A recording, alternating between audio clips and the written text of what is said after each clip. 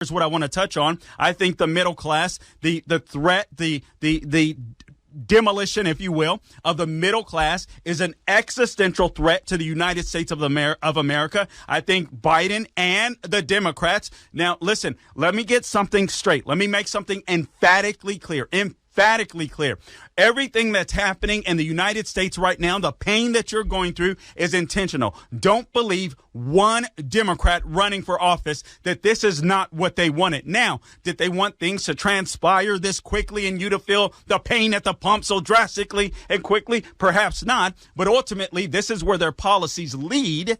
And this is where they were going to lead all along. You were going to be poor and you were going to say thank you to Joe Biden and the Democrat Party because they wanted you on Uncle Sam's plantation, and you better be grateful for it. But things aren't working out so well for the Democrat Party. They forgot that we, the people, still actually run the country, and we're going to act like that, and we're going to continue to act like that all the way up until November. Now, let me say this. When your enemy is committing suicide, let him.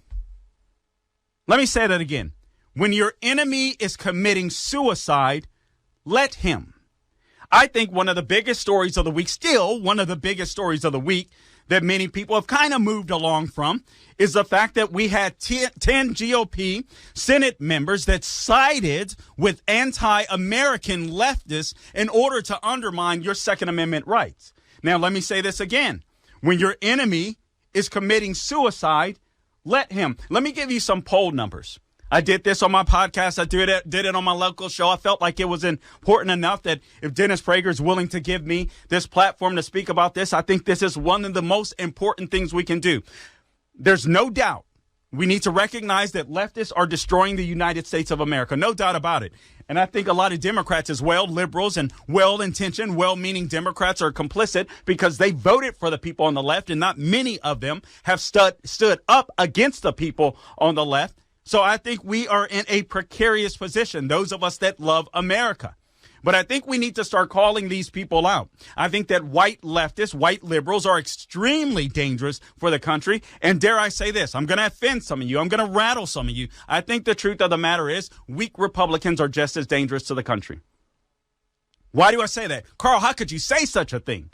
That's crazy. That's insane. That's ludicrous. Okay, so who do we send to Washington, D.C. in order to stop the despotism that the left is trying to advance? Who do we count on? Who do we trust? Mostly the Republican Party. So when the Republican Party turns their back on us, we should call them out for it. Not one of those 10 senators, not a one, 4 of them are retiring. They're going bye-bye. They don't care. They just want to leave their legacy behind. They'll sit there and they pretend like they did something amazing for the country by undermining the Second Amendment. They did nothing of the sort. I don't believe they had tons of pressure put on them by their constituents. I believe these guys want to go out and leave a legacy, and their legacy, if you will be, hey, we worked in a bipartisan fashion. But I want you to understand something about bipartisanship. Bipartisanship isn't a good thing when you're contributing to the decimation of the country. It is asinine. It is crazy. And I'm sorry, I want to go off on the left, and I will, because there will be plenty of time to do so. So I will go off on the left. But one of the things that I want to do is remind you that when your enemy is committing suicide, let him.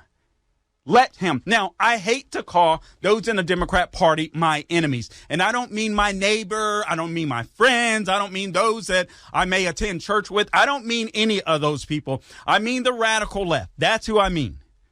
That's who I mean. I mean these politicians. That's who I mean. I do see them as my enemies. Carl, how can you be so extreme?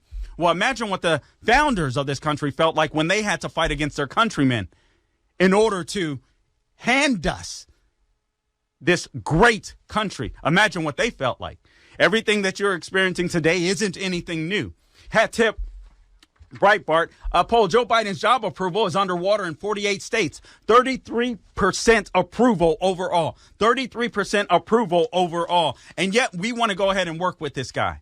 There's only two states, listen to me. Those of you in the Dennis Prager audience, listen to me. There are only two states in the entire union where Biden is above water. And yet we have Republicans willing to bail him out, willing to give him a win in an election year when the Democrat Party and Biden and Harris are trying to systematically destroy this country. The last thing you need when the boat is sinking, we don't need Republicans to throw Biden a life raft. Only two states in the entire nation where this man is above water. That is crazy behind Hawaii, and that is Vermont.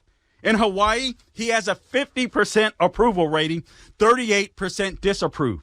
That means that only 38% of Hawaiians have common sense. 40 in Vermont, 46% approve, 37% disapprove. 37% of people in Vermont have a brain on their shoulder. Guys, when your enemy is committing suicide, let him do it. This is Carl Jackson. We'll be back.